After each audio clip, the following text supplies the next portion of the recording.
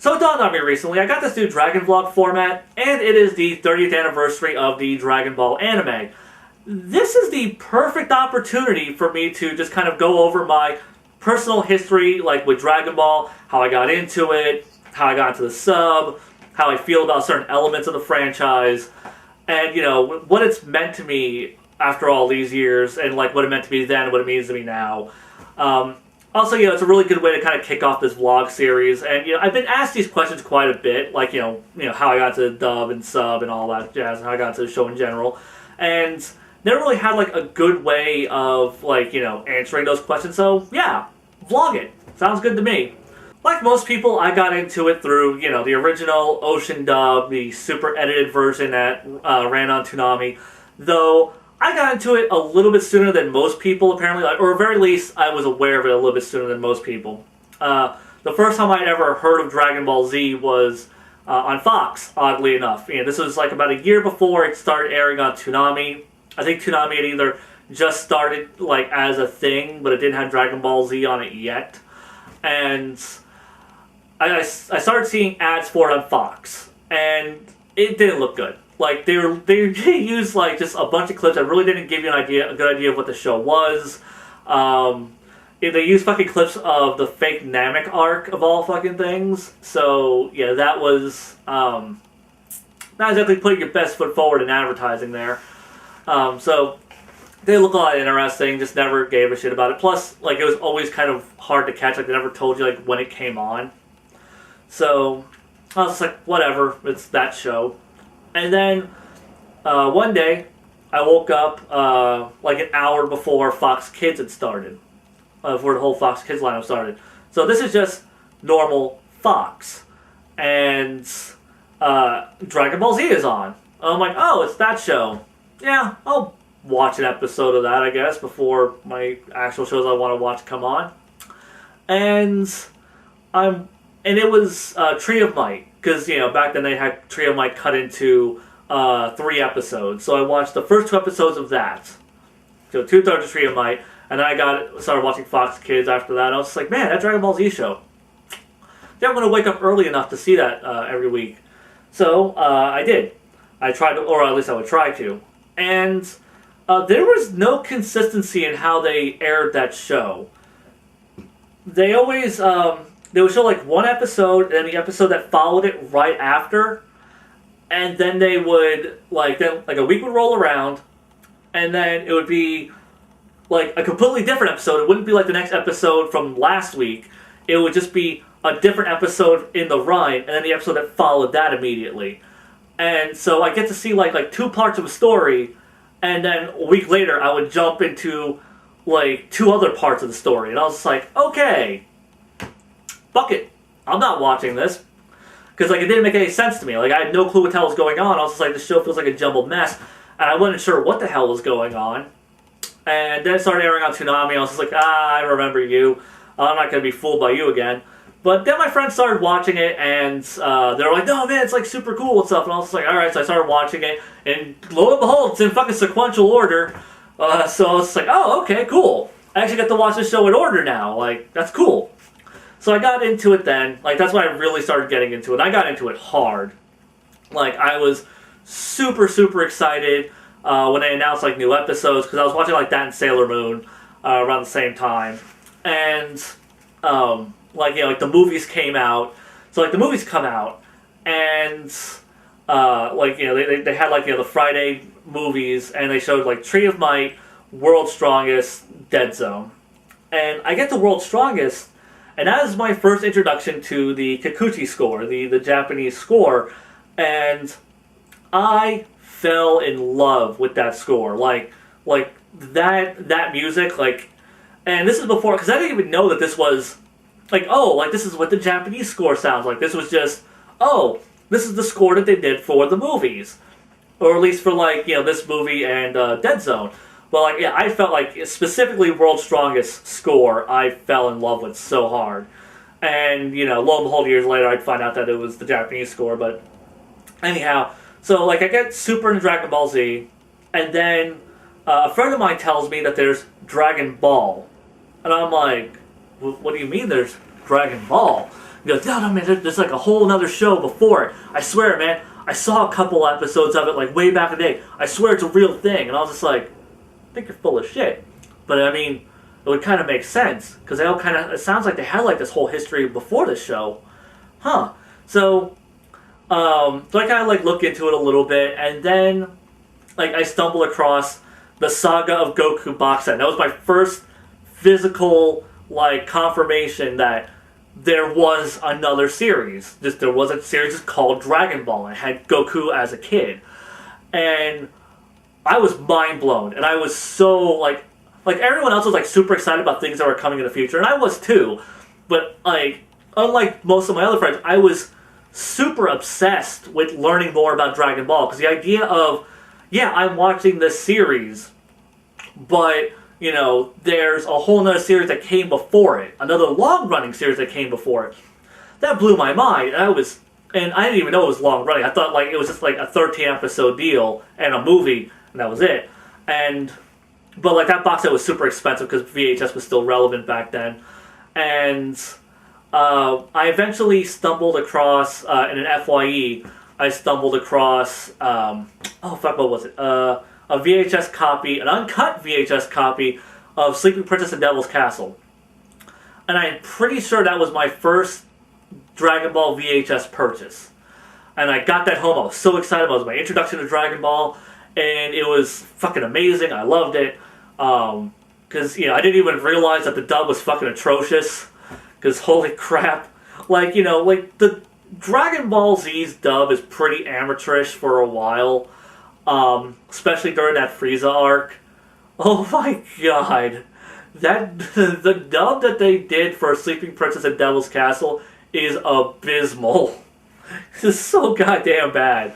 But back then I didn't care. I was just like, I was too dumb to really know bad acting back then. And I fell in love with that. And then eventually, like in between like the Frieza arc coming out and like the androids happening, a friend of mine gets a bootleg VHS. He had a bootleg VHS of the 12th movie, Rebirth of Fusion or Fusion Reborn, and that was my introduction to it subbed. And unlike a lot of people found like watching Dragon Ball Z subbed was really jarring. To me, it was completely different. I was fascinated because hearing Goku in Japanese. He has this high-pitched voice. I was like, oh, like that's a completely different take on Goku. Like, he sounds completely different. A lot of these characters sound completely different, and it was actually really refreshing to me. And it had like that music that I was used to hearing, the Kikuchi score that I really liked, and I was fascinated by Japanese Dragon Ball at that point, because I really wanted to see more of that when I had a chance. Wasn't really aware of all the changes, and I was still content with the dub. I was content with the dub for a very long time. And then, like my grandmother for Christmas got me the Saga of Goku box set. I got that, so I got to see that, and then I went and bought my own very first subtitled bootleg VHS, which was, I bought it because it had the second Broly film on it, and I didn't even know how many Broly movies there were. I just knew Broly was a dude. He was super badass. He was the legendary Super Saiyan, and I was just like, yeah, I so want to see him. And I didn't even know I was buying the second movie. It had 2 movies on it, and I was completely unaware that the first movie on it wasn't even a Broly movie. It was BoJack. So BoJack was the first movie that I bought. I watched that one first because that was the one that was first on the VHS, and then I watched the Broly movie and I was like, fuck, that movie with that BoJack guy was a lot better. And also the movie with BoJack in it was when I was starting to grow aware of the name changes. That's when it really started to notice, because you had Kurin and you had Tenshinhan, and I was just like, whoa, that's because I don't think Rebirth of Fusion had anything like that in it. Characters who had drastic name changes other than Paikuhan, but Paikuhan hadn't shown up in the English dub yet. So imagine me being blindsided when he shows up and he's Paikon. I was just like, well, where's Paikuhan? Why is his name Paik? Whatever. So, like, that happened. So that's why I really started becoming more aware of those changes. Like, like names were being changed. I was like, oh. So that's when that started sinking in with me. And then I get to watching Dragon Ball. Like, Funimation started dubbing Dragon Ball, and I was buying those VHSs every single month. Like 2 VHSs a month or every other month. And I was just blowing all of my money that I earned at my part-time job buying Dragon Ball VHSs. Because, like I said, I was super obsessed with learning more about Dragon Ball. Especially considering it, I already seen what it leads up to in Z, so I really wanted to see that. And I'm going through there, and then I get to the Red Ribbon Army arc. And this is where I started realizing that they were horribly changing story elements. And, I was watching that, and clearly, if you watch the Android saga or the Trunks saga that Funimation put out, you know that like Trunks says that Goku had a chance to kill Dr. Gero back then, and I was just like, oh, okay, so Dr. Gero was that guy. And then Master Roshi goes on this whole thing about explaining Dr. Gero and the Red Ribbon Army and General Tao. And I was just like, okay. And then I get to it in Dragon Ball, though, and there is no Dr. Gero at all. And I'm like, oh, okay. And then Tao shows up, but he's not a general. He's a mercenary. So I was just like, huh, alright. Like, that's where I was just, like, really noticing that they were just changing things. Then I started buying some of the movies on DVD, and then I could just directly compare the subtitles to the English dub. And I started doing that. Like, I would watch it with the English dub and the subtitles to compare. And then, like, the saga sets started coming out for Dragon Ball. They started putting out the DVDs of Dragon Ball. And they released saga sets. And I started watching the Piccolo arcs, Piccolo Daimao, Piccolo Jr., or as they called it, King Piccolo, Piccolo Jr. I bought those, and, even then, like, with the dub changes being nowhere near as egregious as they were in Z, like, it really became apparent, though, like, it was like, I was just able to watch entire arcs to see how much they were changing it, and they were changing it enough to where it was bothering me, and especially, like, when I found out that, like, Kami means God. And it's like, things like that. I was just like, and like, this is called the Heavenly Realm, and, and Kinto-un, and Nyoibo. Like, I started learning all these terms, and I'm just like, I think I'm just going to start sticking with this. And then, like, GT started coming out, and, that was a really infamous release. And I had already seen a good chunk of GT. Actually, by this point, I'd already seen all of GT, because I bought a few VHS tapes in Japanese, some bootleg VHSs. So I'd already seen GT in Japanese that way. So I was already familiar with it. I was sharing that around with some of my friends. And, like, I didn't have a tape trading scene where I lived. Like, there wasn't enough otaku there. There wasn't enough people who were, like, really enough into Dragon Ball to have, like, this whole tape trading thing going on. Like, I had, like, one other friend who bought a few subtitled bootleg VHSs, and it was just me and him. And, we didn't have enough money to buy that many, and he was more interested in buying the Funimation dubbed VHSs anyhow, which I don't blame him. I mean, we weren't really aware of everything that was being changed back then, so I can't blame him on that. So I get to, Dragon Ball GT, and like I said, I was already buying the VHSs bootleg, and then a friend of mine loaned me a DVD with all of GT on it. So I ended up seeing all of GT in Japanese that was poorly subbed and a horrible audio or a horrible video quality. So, the official GT set's come out. It's got that Mark Menza music and the rap, and I thought I didn't have a problem with the rap. I didn't. I had a problem with the rap, because Don Don was still on there, so I wasn't really upset about that or anything. But like, oh god, I couldn't deal with that Mark Menza score, and like I really miss the Tokunaga score. I think I love Tokunaga's score in general. So seeing that, I was just like, no. So I watched that in Japanese. And that's just how I really got to Japanese is just a slow transition of realizing. It was a very slow transition of me realizing what Funimation had done, how they changed the music, how they changed the dialogue, they changed the names, and it just didn't sit well with me. And the fact that it was causing these continuity issues that I was very aware of. Like every time, like I would notice a continuity issue because of the dub. It was just one more reason for me to not watch the dub. And I never had an issue with the sub ever, so I was like, yeah, fuck it, whatever. I never had a problem with that, so I just started watching it in Japanese. And, I bought the season sets, and I always watch those in Japanese. And as you guys probably noticed when I was showing off my Dragon Ball sets, I have the season sets, I don't have the Dragon boxes. I've always been very aware of the Dragon boxes. I was aware of it like years before Funimation released them, and when they announced them, I was both excited and infuriated because I had just fucking bought the goddamn orange bricks and the Dragon boxes were announced. I was like, you motherfuckers. And I was in the middle of fucking getting the orange bricks and the blue bricks were just announced, and I was just like, fuck. And I wasn't enthused about the idea of rebuying Dragon Ball Z.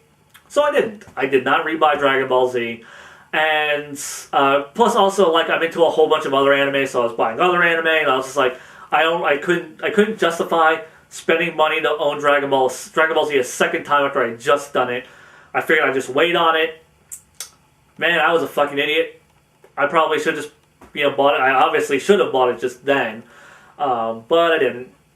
But then again, Funimation also never released Dragon Ball or GT, or the movies, or the specials in Dragon Box versions, so, I mean, it would be a horribly incomplete fucking release anyhow. But anyhow, so that happened. So yeah, that's why I don't own the Dragon Boxes, and I'm not going to spend hundreds of dollars to own them now. So yeah, that happened, and then, Dragon Ball kind of, Dragon Ball kind of simmered down for a while, and, it had all been released in the States at this point. We were still getting new games. I stopped playing the new games because they really weren't as good as some of the older ones. I stopped playing them as frequently. I think, like, Tenkaichi, I stopped around Tenkaichi 2, and then, I bought some of the portable games. And, but I still always, would watch Dragon Ball and Dragon Ball Z and GT every so often, pop in, watch an arc. And then, what was it? Yo Son Goku and his friends' return happened. And man, my fanboyism spiked hard when that was announced. The idea of Toriyama coming back after all these years and writing new Dragon Ball that was going to be animated, I was so excited. So excited. And, the special comes out. It had really, people were really mixed about it when it came out. I loved it. I think that special is great. I've watched it multiple times. I'll give, my full opinion on it whenever I get to that in the Dragon Vlog series. And, so yeah. Love that. And this started this weird trend of we were slowly getting more Dragon Ball. And it was weird, because we got that. And then, the next year, I think, we got, what was it? We got, Plan to Eradicate the Super Saiyans. And I had always been aware of the original OVA, and I was always upset that we never got the original OVA. And then, here comes this remake of it. It was going to be released on Raging Blast 2, so Raging Blast 2 ended up being, the first Dragon Ball Z game I had bought since Burst Limit, which really wasn't that far or long ago. Really, there wasn't a big gap there. Now I'm saying it out loud. Anyhow, so yeah, I bought Raging Blast 2. And I watched that special. I was super excited to watch it, and it was kind of shitty, kind of bad. And then that led to me going and downloading the original Plan to Eradicate the Science, and it was better, but not by a whole lot. So that was kind of disappointing. But it never really hurt my Dragon Ball fandom, my fanboyism. And I was still, really hardcore in Dragon Ball at this point. And I think around this, Kai and episode of Bardock will happen around the same time. I think those happened in the same year. Or maybe I'm remembering it wrong. I'm going off of memory entirely, because I'm trying to make the whole timeline fit in my head and make sense, because I'm trying to remember how everything happened. But yeah, episode of Bardock comes out. I enjoyed it. It's stupid. It's really fucking stupid. I enjoy it, though, because it was just, cool fucking Bardock adventure, and Bardock gets to be a Super Saiyan. It's just fan service. Whatever. And it didn't really hurt the continuity. It kind of hurts Goku a bit, because, it's like, Goku is, the father of, the original Super Saiyan of Legend, apparently, because that's kind of the idea that they leave you with that in that special. But I did like the idea that they're trying to tie that all together, Goku's lineage and that legend. I thought that was kind of a cool idea. Even though they had to do something really stupid, like send, Bardock back in time, whatever. But yeah, so that happens, and then, Kai is happening, and I was super excited about Kai, and then I was way less excited about Kai when I found out that it was starting with Z and not Dragon Ball. I was like, oh, we're not gonna remaster Dragon Ball in a manga. Actually, first I was just like, oh, because my first surprise was like, oh, they're just re-editing Dragon Ball. Okay, that's alright, I guess. Because Dragon Ball is a fairly faithful adaptation minus all the filler. So, alright, we're going to do that. And then I watch it and it's like, oh, they're just starting at the Saiyan arc and not the Dragon Ball. That sucks. But, seeing Dragon Ball Z in a more condensed fashion, that was still really nice. I watched that up until, the middle of the... I was watching that fan subbed up until the middle of the... Oh, fuck, what arc was it? Oh, what arc? It was the middle of the Frieza arc. Like Frieza had already, shown up, and he had, his metal solo and stuff, and, when he's doing his transformations.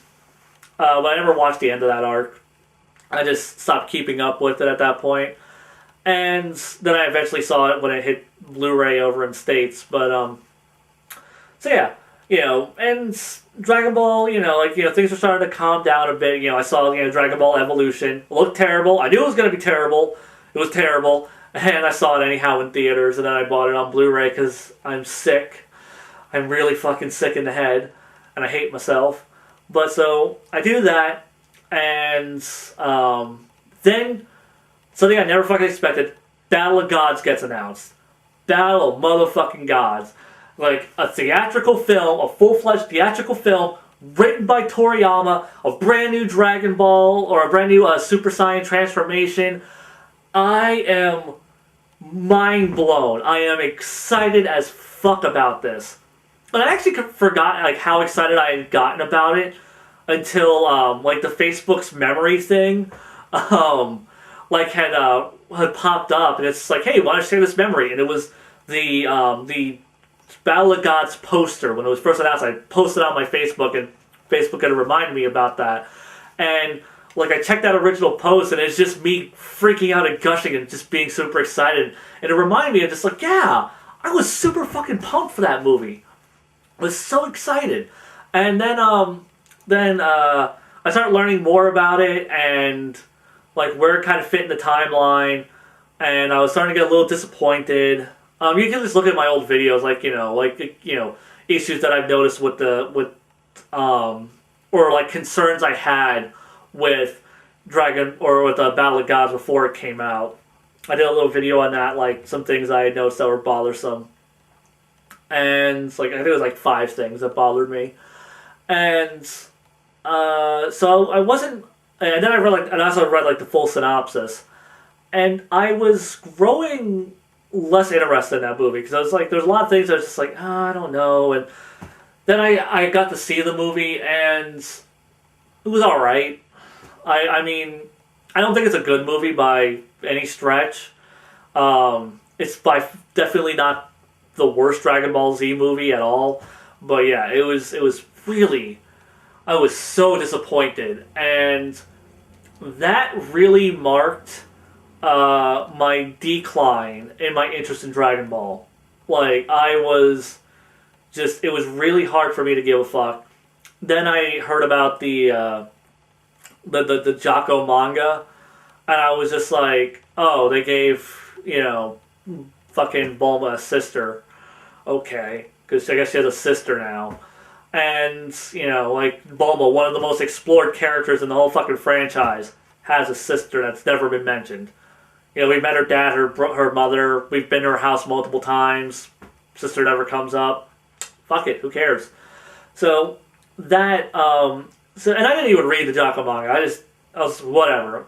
And then, Dragon Ball Minus comes out, and Dragon Ball Minus was fucking terrible. I read that. I didn't read Jocko, but I read Dragon Ball Minus, and that was fucking terrible.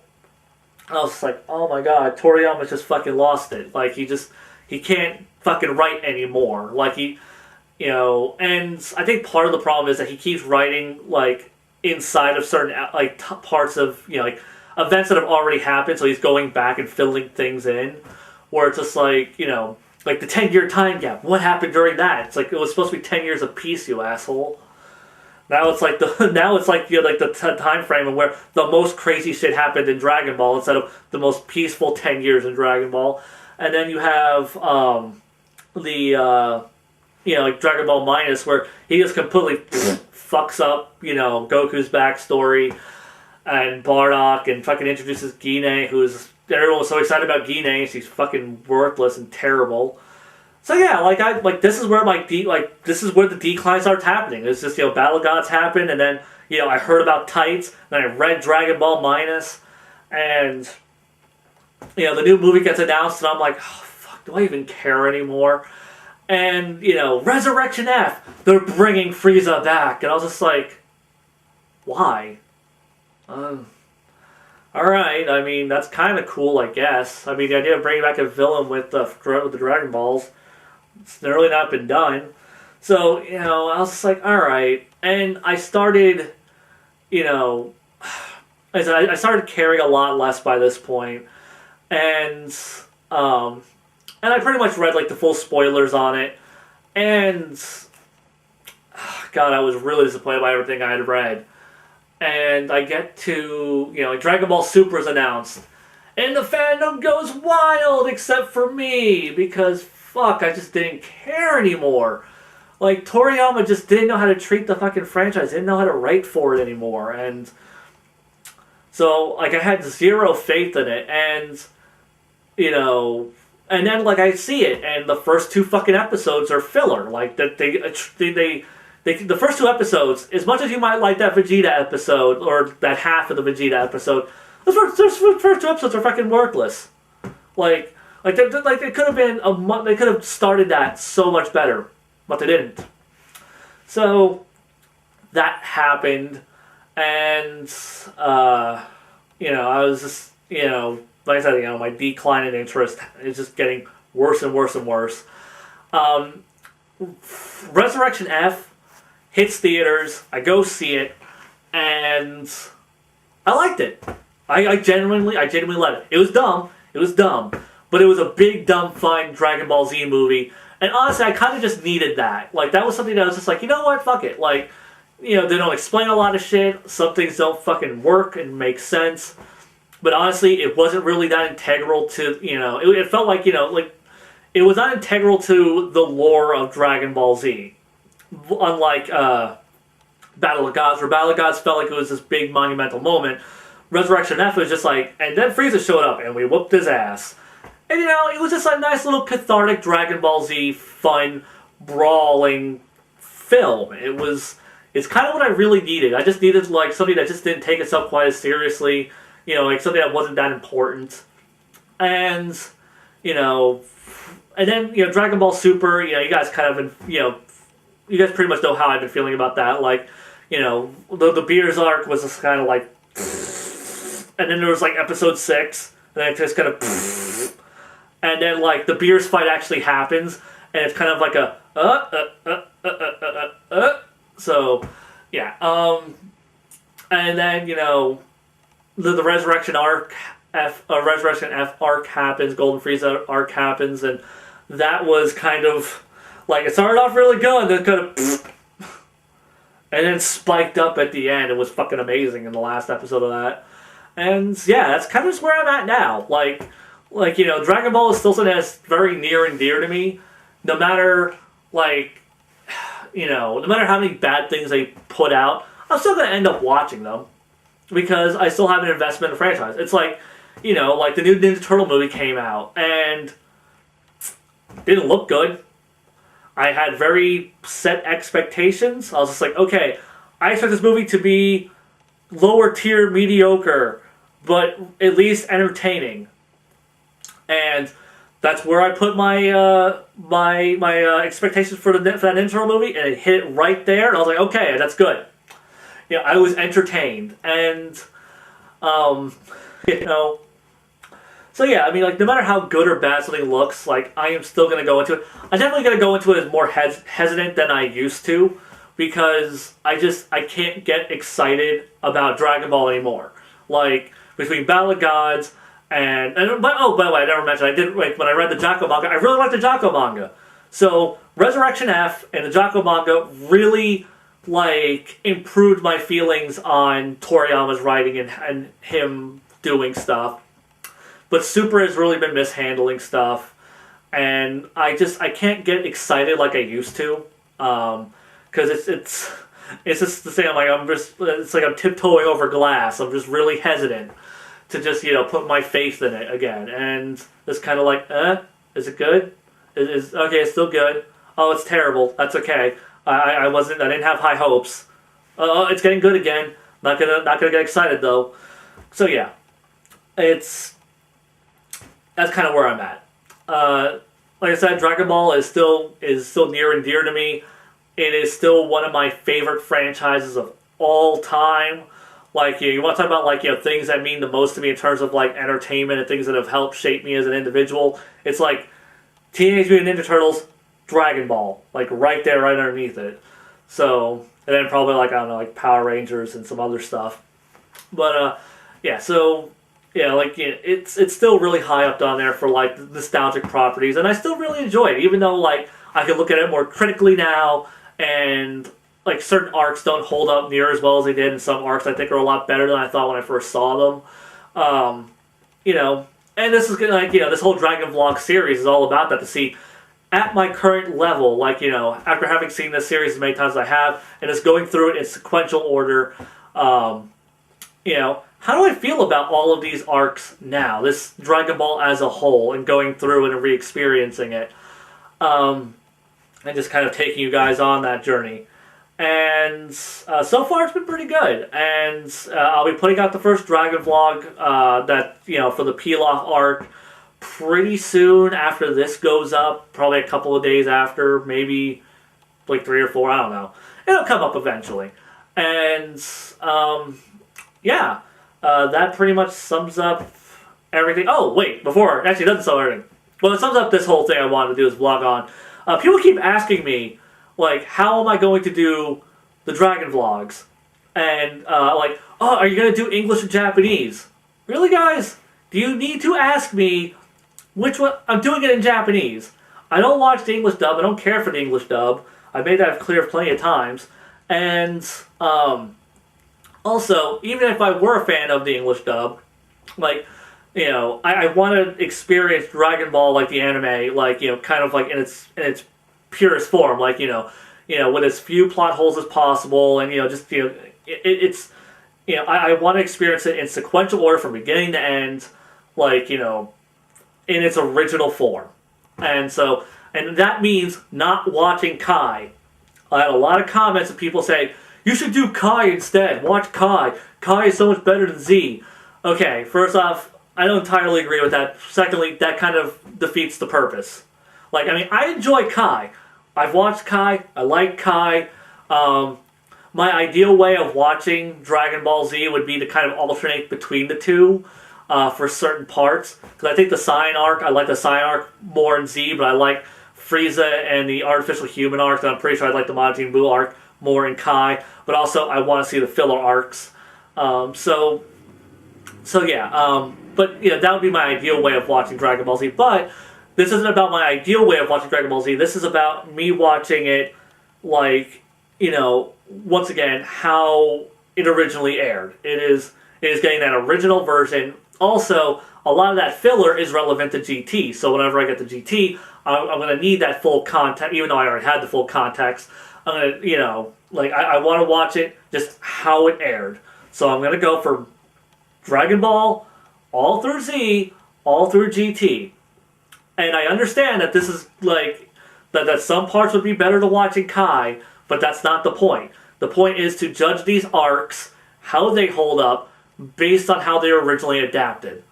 And, you know, like, because if I just wanted to watch, or if I just wanted to make commentary on what was in the manga, I just read the fucking manga and review that for you guys. But I'm not doing that, I'm reviewing the anime.